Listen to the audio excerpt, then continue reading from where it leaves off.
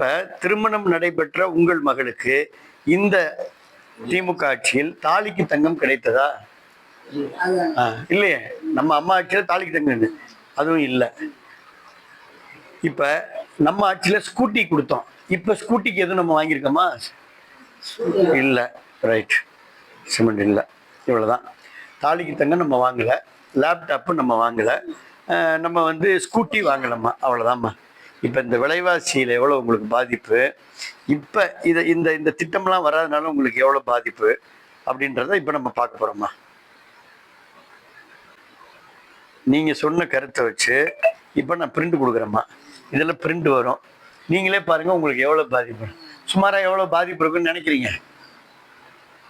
ஒரு குத்து மதிப்பா சொல்லுங்களேன். இப்ப பார்த்துட்டு சொல்லுங்க. இங்க பாருங்க, இப்ப இதுல பிரிண்ட் வருதுங்கம்மா.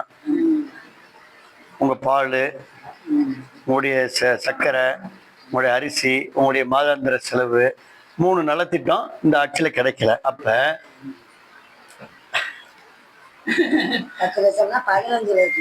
15 லட்சத்தி சொச்சம் படிங்க.